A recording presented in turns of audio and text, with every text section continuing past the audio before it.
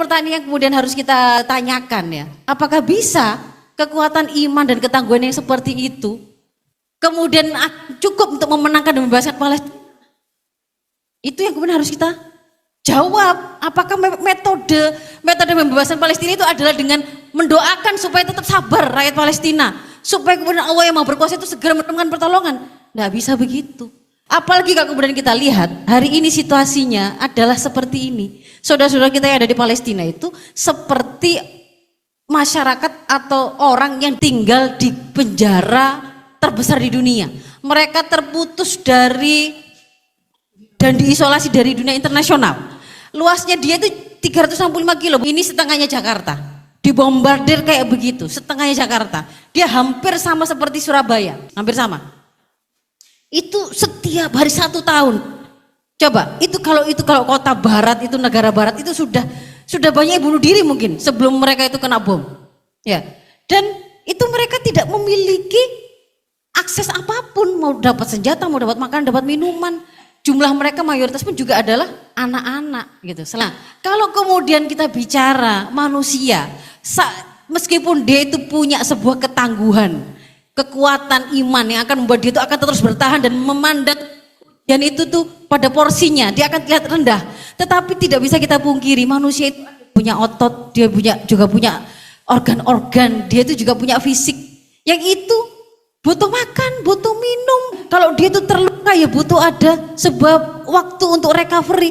Meskipun dia itu punya semangat, sebenarnya kami punya semangat tetap melawan dan berjuang, tetapi tubuh saya itu kan tetap butuh makanan.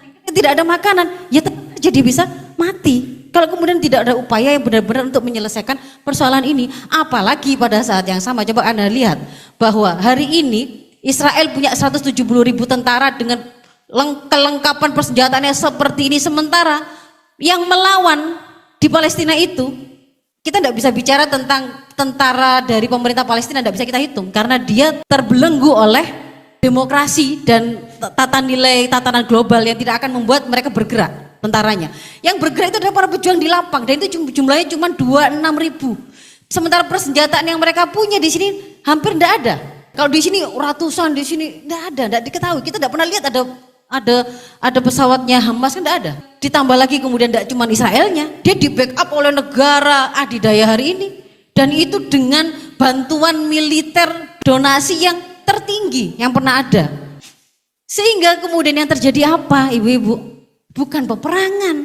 Seandainya satu orang muslim dengan kuatur ruhi berhadapan dengan satu orang kafir atau 10 orang kafir yang dia hanya pede karena dia punya kuatul madi berhadapan, bisa kelihatan kalau pasti yang menang itu seorang muslim ini tadi. Dia lebih kokoh, lebih pemberani, lebih kuat, lebih kreatif, bisa jadi. Tetapi ketika kemudian situasinya itu adalah mereka itu dibikin tidak punya akses kemanapun kecuali kepada Allah. Lah, padahal fisik mereka itu diciptakan oleh Allah, ya memang ada kebutuhan untuk nggak bisa bertahan kalau kemudian nggak ada makanan itu, nggak ada obat itu, nggak mungkin.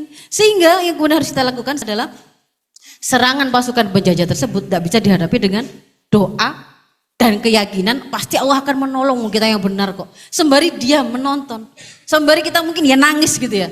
Tapi kita harus bisa dudukkan, berdoa dan yakin akan pertolongan Allah itu memang wajib. Namun bukan metode untuk memenangkan peperangan atas musuh dan membebaskan Palestina.